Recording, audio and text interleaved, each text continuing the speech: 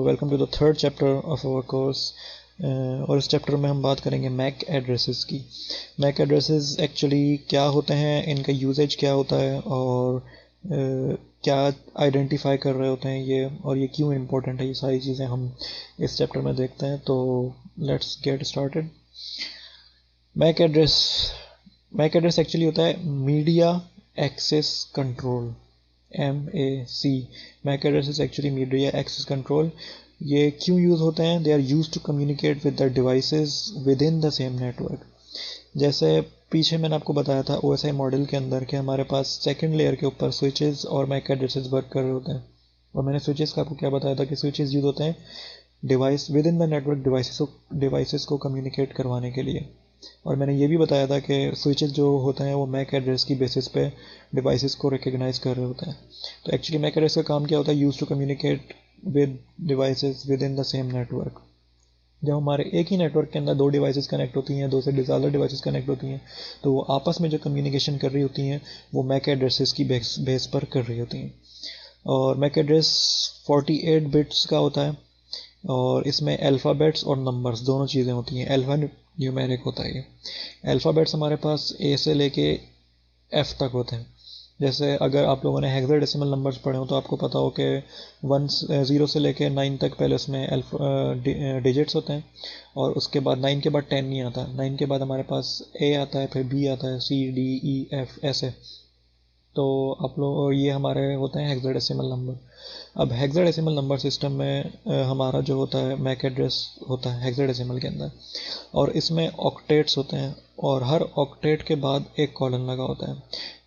Mac address जो होता है वो कुछ इस तरीके से नज़र आ रहा होता है। अगर आप देखें यहाँ पे तो A2 F4 44 02 3E F4, तो इस तरीके का हमारे दिखने में होता है। हमारे पास इसमें 6 ऑक्टेट्स होते हैं। हमारे पास A2 जो है वो सिंगल ऑक्टेट है जिसमें 4 बिट्स जो होंगी वो A को रिप्रेजेंट करेंगी और 4 बिट्स जो होंगी वो 2 को रिप्रेजेंट करेंगी।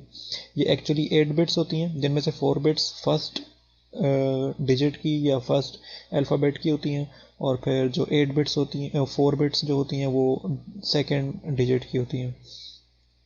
तो ये पूरा एक ऑक्टेट है। इसी तरीके से ये दूसरा ऑक्टेट, तीसरा ऑक्टेट, चौथा, पांचवा और छठा। इसी तरीके से 8 multiply by 6 which is equal to 48। तो हमारे पास मैक एड्रेस जो होता है वो इस तरीके से 48 बिट्स लॉन्ग होता है।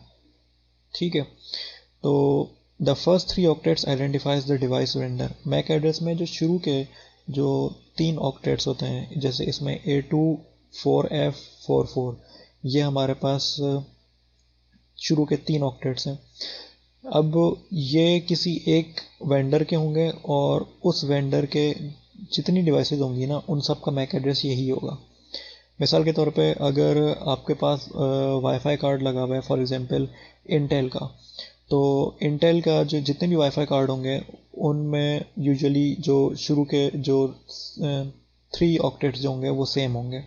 इसी तरीके से अगर आपका वाईफाई कार्ड किसी और कंपनी का है, अगर आपके फ़ोन के अंदर वाईफाई कार्ड है तो वो मतलब सैमसंग का या आईफोन का या किसी का भी, तो उसके जो होते हैं शुरू के जो 3 ऑक्टेट्स होते हैं वो मतलब आइडेंटिफाई कर रहे होते हैं कि आपका डिवाइस वेंडर जो है वो कौन सा है। अगर आप किसी मैक एड्रेस के शुरू के 3 जो ऑक्टेट्स हैं इनको कॉपी करके मैक एड्रेस वेंडर आप अगर गूगल पर जाके सर्च भी करेंगे तो आपको पता चल जाएगा कि ये जो मैक एड्रेस है ये किस मतलब वेंडर का है। और उसके बाद हमारे पास जो आखिर के जो 3 ऑक्टेट्स होते हैं ये डिवाइस टू डिवाइस वेरी कर रहा होता है। मिसाल के तौर पर अगर इंटेल ने 10 अगर वायरलेस कार्ड्स बनाए तो उन 10 के 10 का जो शुरू के जो 3 ऑक्टेट्स होंगे वो सेम होंगे, लेकिन एंड के जो 3 ऑक्टेट्स होंगे उनके अंदर कहीं ना कहीं कोई चेंजिंग होगी। जैसे हमारे पास मोबाइल फ़ोन नंबर्स होते हैं ना, अब मोबाइल फ़ोन नंबर्स में क्या होता है 030 फॉर एग्जांपल 030 जो है वो मोबलिंग का कोड है। अब मोबलिंग के जितने भी कोड्स हैं उनमें शुरू में 030 होगा, उसके बाद आगे जाके कुछ भी चेंज हो सकता है, मतलब एक डिजिट भी चेंज हुआ तो नंबर चेंज हो जाता है, लेकिन शुरू में 030 हमेशा होगा मोबलिंग के अंदर। कोई भी मोबलिंग का नंबर ऐसा नहीं है जिसमें शुरू में 030 ना आ रहा हो। ठीक है, अगर किसी ने सिम कन्वर्ट करवाई हो तो वो एक अलग कहानी है, लेकिन मैं जेन्युइन की बात कर रहा हूँ। ठीक है, उसके बाद हमारे पास आता है द फर्स्ट 3 ऑक्टेट्स। अच्छा ये हो गया physical addresses embedded inside the network interface card hence can not be change. MAC addresses जो होते हैं ये फिजिकल एड्रेसेस होते हैं। अब ये फिजिकल एड्रेसेस से क्या मतलब है कि ये हमारे पास नेटवर्क इंटरफेस कार्ड्स के अंदर एम्बेडेड होते हैं and hence can not be change. मतलब मैक एड्रेसेस जो होते हैं वो हमारे कभी भी चेंज नहीं होते हैं।